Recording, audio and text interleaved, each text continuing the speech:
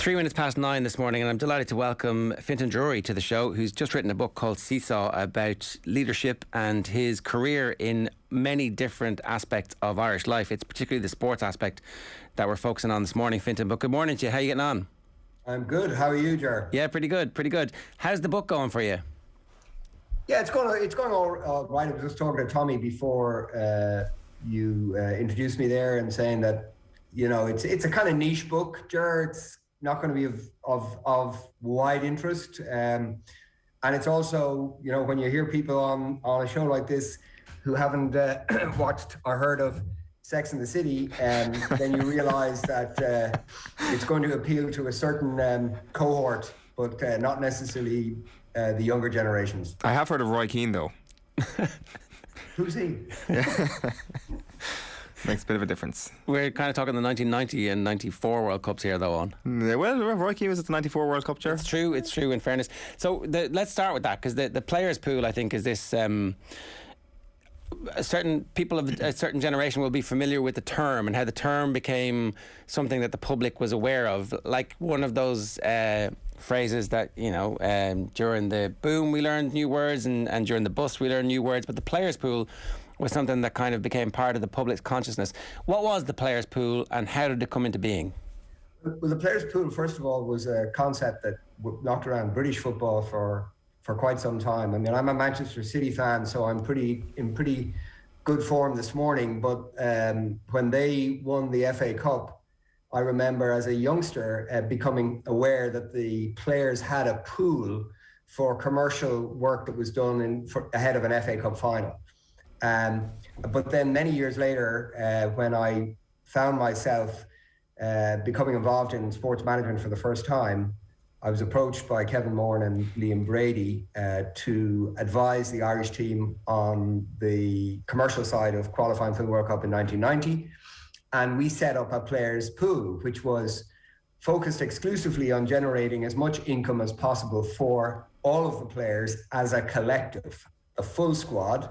And we also included some of the backroom members of the coaching staff, and physios, and the bagman, Charlie O'Leary, I remember, was involved.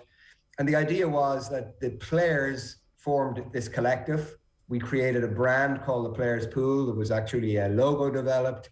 And we took that to the commercial market with a view to generating additional income for the players.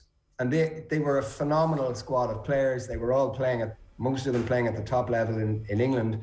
But it does show you that back then in 1990, even though they were very well paid for players of their time, of their generation, they still needed to generate additional income. So we created this vehicle, if you like, to ensure that there was a commercial spin-off for the players as opposed to the association from their qualification for the World Cup in 1990. They had qualified for the World Cup, I beg your pardon, for the European Championship in 1988. They qualified for the World Cup in 1990 and again in 1994. I think you've done yourself and the book a disservice in terms of saying that it's going to be of niche interest. It's actually really fascinating to listen to the story of that, and I'll get into that in way more details, but it should be of interest to anybody who's interested in rugby or also GAA, because you've kind of been involved in massive big moments, kind of hinge moments in those sports as well. So to go back to the players' pool, there's a brilliant comparison between Arnold O'Byrne of Opel and Charlie Haughey doing his lap of honour at the World Cup, which when you wrote it down, I was like, yeah, that rings true, because my recollection of being 10, 12, 14 watching the Republic of Ireland qualify for tournaments was that Arnold O'Byrne and Opel had played a central role in this. They were there with the green jersey and the Irish Wolfhound in his jersey going, we got the team, we drove the team to Germany, essentially. It was like, advertising really worked for Opel, and Arnold O'Byrne in particular became a minor celebrity a la Morris Pratt at the time. But the players weren't getting any of that cash. No, it was all driven by the association, excuse the pun, and very successfully. But that's just the way things were done at that time. And the opportunity was, because the players were so well known as club players, and then they were carrying Ireland to the World Cup for the first time in 1990, there was clearly an opportunity to use the personalities to give effect to something very different.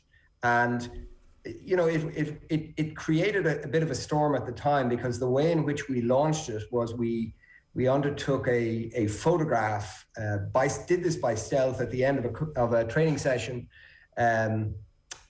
One day, and certain people made sure that Jack Charlton had been moved away from the training pitches, and we very quickly assembled the squad in a standard squad photograph. And we got a pretty well-known sports photographer to take the photograph of the squad wearing T-shirts bearing the Irish Permanence logo. And they were just plain green T-shirts, so they weren't wearing the official Irish squad, Irish shirt. And we kept that under wraps until the team qualified, and then we launched it with 48-sheet posters once qualification had been secured.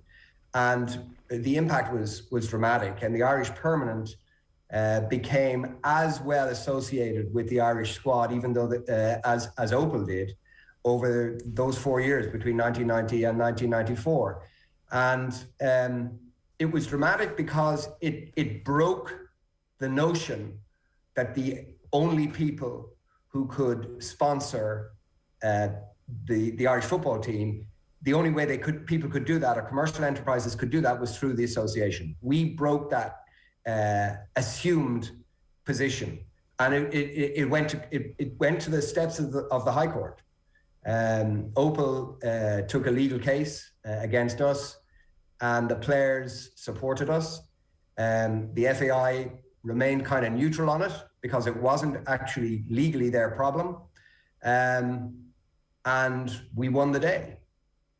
And obviously the players needed the money, and that was the driving force behind them. So they rallied him to make sure that you had the support when Opel came to the steps of the High Court. Jerry, I think it was more than that. It wasn't just that they needed the money, or some of them needed the money more than others. But what they absolutely believed was that this was a matter of principle, and that it was important to set new boundaries for the future.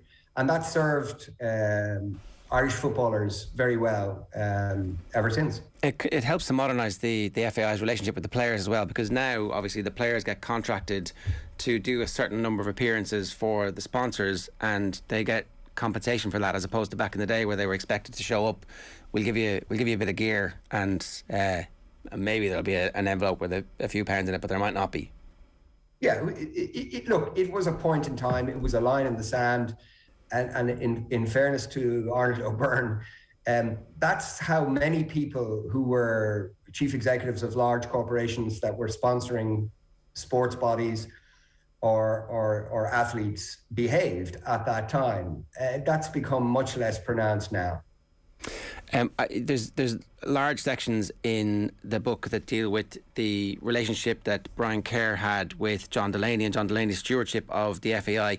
I'm conscious that there is an ongoing investigation from the ODCE, so I don't want to step on any of that, and I would urge everybody to go and read the book. But can we talk about Brian Kerr in particular, who was a client of yours, and his time at the FAI? It almost felt like when the changing of the guard happened at the FAI, that Kerr's time was doomed, almost irrespective of what happened, even though he himself didn't end up giving his best performance or fully actualising his talents when he was the Ireland manager. Is that fair?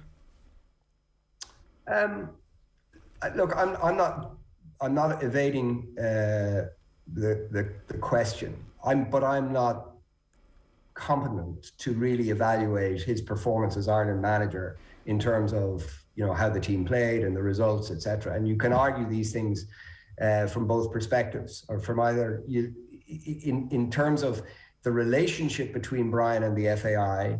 I think, as I said on the Pat Kenny show the other morning, the fundamental problem with what happened was that Brian was exited Irish football at a time when he had contributed massively with the technical development of the sport, He was the technical director as he became manager of the senior team.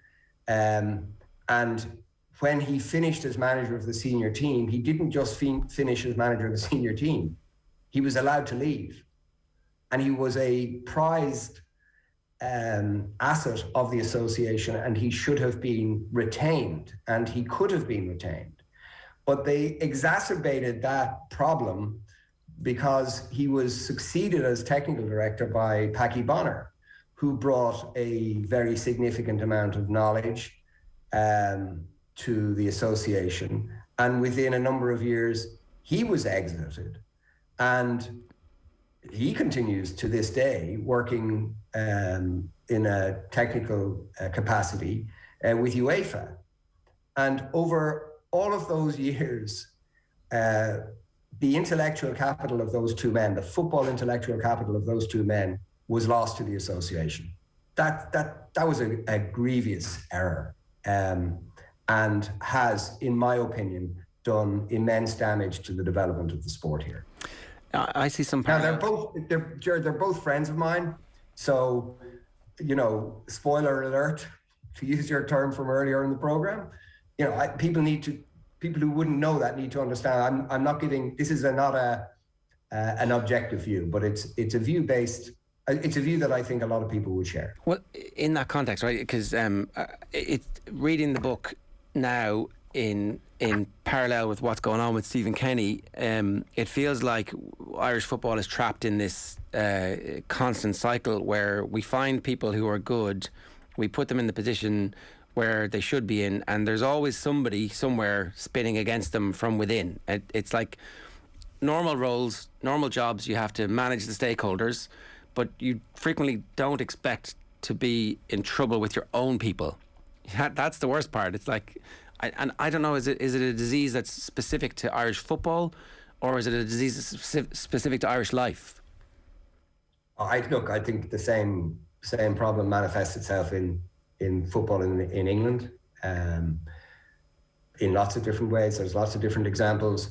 I would have hope for the future of the FAI. I think Jonathan Hill, whom I don't know, everybody speaks very highly of. I know people who work with him in the UK and speak highly of him.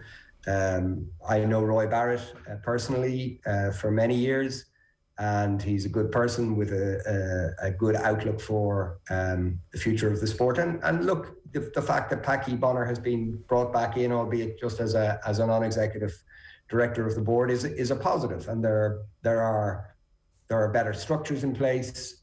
Probably more work needs to be done on that. But I would be hopeful that phenomenon, which you correctly identify, is going to be less of a problem going forward. Notwithstanding the fact that you're friends with Brian, it's very honest of you then to include in the book an incident that happens on the last word where he's under pressure. And is it with Matt Cooper or was it with Eamon at that stage? Had Matt already? No, it was Matt. It was Matt, okay. And maybe you'd be better to tell us exactly what happened. What did happen? Well, it was at that point of, he was just under siege, Brian, in terms of the FAI was spinning against him. I don't think the football journalists, or most of the football journalists at that time, covered themselves in glory. Some of them have since acknowledged that. They were kind of taking the FAI line. The results were patchy at best. And it was all a bit of a struggle, and it was getting very kind of intense within our core group. So that was the late, great Noel O'Reilly, myself, Brian, Chris Houghton, who was Brian's coach, and Jerry Smith. And we were kind of meeting and talking through what was going on. We could see what was happening. Brian felt under phenomenal pressure. And I made a really poor decision for somebody who had a lot of experience in communications management, who was previously a broadcaster himself. And I went on to the last word with Matt Cooper, who's knowledgeable on football, and did an interview like the interview we're doing now. And in the midst of it, in trying to defend Brian, I used a phrase like, but they're not even the greatest squad of players we've ever had, which was factually correct, but wasn't the wisest term to use, particularly when your client is exposed, because the FAI picked that line up, and within an hour, they were spinning like mad against me. And we were in a kind of guerrilla war at the time. So I gave them that opportunity to say, look, here's the agent for the manager of the team saying publicly that it's a crap group of players. That's not what I said, but that's what the spin was. The comparison I was making, of course, was between the squads of 1990 and 1994. But it was a really, really sloppy error. And I make the point in the book, because it has a sort of wider context in terms of the overall view I'm trying to give of leadership and success within the book. I just make the point that, you know, sometimes when you're too close to the action and when you feel every hurt that your client is feeling because you're very close to that person, you can make poor judgments. And I lacked the objectivity at that point in time to give Brian the quality advice that he should have got. I guess if that comment was made today, Fintan, it maybe wouldn't have had such a difference for a number of different reasons. Like, why do you think commenting on the playing group not being the best playing group of all time had such an impact? Because I think managers, coaches of Irish teams have said that exact thing in the aftermath, let alone somebody working outside the camp with the Ireland manager. Well, I mean, I was speaking with Dion Fanning about this relatively recently, and he was one of the football correspondents at the time. He would say that he would acknowledge that he didn't give it the kind of objectivity and treatment or the deep analysis, if you like, of what the FAI was doing. So I think, Owen, that really what was happening was, it wasn't what I said, it was just that it provided an opportunity to the association, which wanted to continue to undermine the position of its manager. I mean, bizarre behavior, but that's what was happening. I provided them with another line, another opportunity to go after the manager through me, if you like. There's an amazing story where you talk about Brian showing up for, I don't know, is it a sport against racism or is it a gold mile photo shoot where he wears the St. Patrick's Athletic jersey and they have a telecom sponsor, but Aircom are actually the sponsor of the Republic of Ireland, and this is another stick that the FAI tried to beat him with. Unbeknownst to them, you were actually in contact with Aircom and saying, is this an issue? And they're saying it's not an issue. So I think it's those type of details that will help to build a picture for anybody who wants to understand exactly what the FAI was like around that period of time. And it's a good campaign piece to Champagne football. If anybody, everybody read that book last year, so I think anybody who is interested in learning a bit more about that should dig out Seesaw.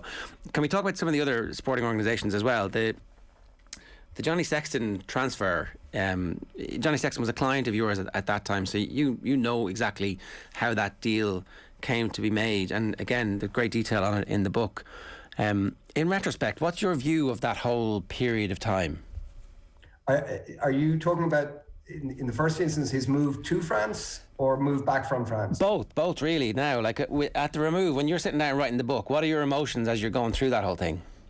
Well, Johnny's a man I respect a great deal. We're friends, and I felt excited to represent him when I did, and he, felt, I'm oversimplifying this, but he felt a little bit unloved by the IRFU at the time of the move to Racing Metro, and that was part of what made it happen. But ultimately, the reason he went to Racing was because the financial terms were phenomenal, and he became one of the highest paid players in the world. But also, he was really excited by the opportunity to work with coaches in a new club, in a different club, and play in his club rugby in France.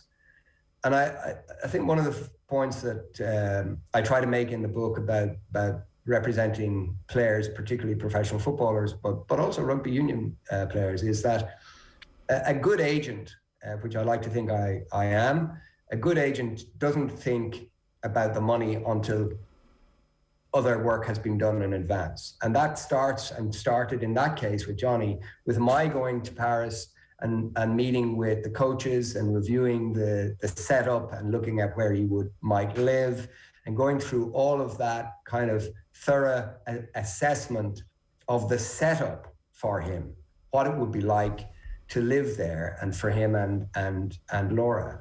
So, you know, I spent a weekend over there meeting people, all the senior people in the club, and I came back and had, you know, prepared a written assessment. We sat down and went through it and discussed it a number of times before he then went over with me sort of maybe a fortnight or so later. And he was he spent a lot of time with the coaches, and essentially we came back and made a decision that if the IRFU didn't move the needle sufficiently, that he would go. And when I say we, I should correct myself. I have never ever told a player in any code, where to go, what decision to make. They've always made the decisions themselves as to what club to go to or to stay in a particular club. But in this particular case, you know, we went through it very, very thoroughly. And the view was that if the IRFU moved the needle significantly, but not up to the level that Racing was prepared to pay, that Johnny would stay. And it just didn't happen. And off he went. And, it was pretty controversial at the time. I shipped a bit of criticism, but that's fine. You're just doing your job. Everything was done properly. And 2 years later, he came back, and that's when our professional relationship ended. And one of the things I think I write about in the book is how he did that, and effectively how he fired me. And we were really close. But it was, I think, you guys who cover sport all the time will understand this, and that he fired me the way he is on the pitch. You know, it was he called me, he discussed it with me, but he was just very clear, very frank as to why, and I understood why, and that was it. There was no hesitation. It was like he is when he picks a ball up and there's somebody or maybe a plethora of players between him and the line, and he's going to get there. It's brutal. It is brutal. You had kind of seen at first hand. So he rings Philip Brown himself to say, I'm going. Like, he makes that call. He doesn't get you, even though that your job is to do all that stuff in the first place. So you're on the receiving end of that call the next time round. Yeah, no, and actually that's a good point here that I should have made, because it does illustrate just the mettle of the man, and exactly that. When he made the decision that he was going to go to Paris, you know, he wanted to make the call himself, so he takes responsibility for his own actions. And he was, he was equally direct with me. And that was just the way it was. And I was hurt and upset on a number of different levels, because we were good friends. I'm glad to say we are again today, and have been for quite some time. Why did he fire you? It was clear that it would be easier to get the deal done in the way in which the deal was going to be structured if I wasn't going to be involved. It wasn't that he had any less trust in my ability, or that he had any doubts over my capacity to get the job done. I was still at that time in discussions with Racing because we were looking at, and one other club in France because we were looking at the different options as his contract with Racing was coming to an end. So there were extraneous reasons as to why he understood that it would be easier to get the deal done without my being involved, and he accepted that, as he was perfectly entitled to do, and he fired me. And look, it's also very important, you know, I often say to young players, of a phenomenally talented young player who I'm delighted to represent for the last 4 or 5 years, called Ethan Ampadu, Chelsea player, Welsh boy. And, you know, he's been at a number of clubs on loan, as football fans will know and understand. And you're constantly educating or helping young players to see that, you know, managers come and go, and even managers who have faith in them for a period of time may lose faith in them and may leave them out of the team or squad for a period of time. So you've got to help your players understand that, right? But you've got to understand it about yourself as well. You know, that you could be fired, that you could be left out, that somebody can lose, you know, interest in being represented by you. So you have to accept that when it happens. One final thing I wanted to talk about in the time we have left was the praise for Páidí Duffy is as high praise as I've seen compared to anybody else in the book, almost, as the quality of an administrator and somebody who was good to deal with over a period of time, because you were an advisor to the GPA when they were doing the deal, the first deal that brought them inside the tent of the relationship they have now with the GAA. What was it about Páidí Duffy that was so singular in terms of how he stood out for you? 2 quick things, Ger. First of all, that was, to me, it's one of the proudest things I was involved in 30 years working in professional sport. To work with Donal Logan and Desi Farrell on getting that deal done was a really proud moment. Look, Páidí Duffy, the best and most succinct way I can put this is when the FAI got itself into dire trouble years ago, and I was trying to use some influence in certain quarters, and I said, Páidí Duffy it's not that long ago, because Páidí had only just retired as head of the GAA, and I said, get that man in there and get him in fast, get him into Abbottstown and get him to sort it out. And football is my sport. I love most sports, but football is my sport. And it upsets me what happened within the FAI. There was the man to sort it out. He was he is an exceptionally talented administrator. And the GAA has benefited enormously from his time with his hand on the tiller. Look, what sets him apart? Because that's really interesting. I haven't heard anybody say that before, Fintan. What sets him apart from other administrators? First of all, very capable, just bright man, very understated, very, very calm, and direct and honest. You know, those are like, they may not seem like massively, that might not seem like a very strong endorsement, Owen, because they're such basic characteristics. But in fact, in my experience in professional sport, it's those basic characteristics that are the real riches that are often missing. And I found him to be exceptionally good to deal with. You're a football agent mainly now, or do you still represent people in other sports? Have you kind of just focused exclusively on football at this stage? Yeah, just football, yeah. And that's just the right thing to do. The rugby ended up being more of a pain. Well, ultimately, you're in business to make a return, and the scale of professional football is such that the numbers, we know this, the numbers are just very much greater than what you're dealing with for doing the same job in rugby union. That makes sense.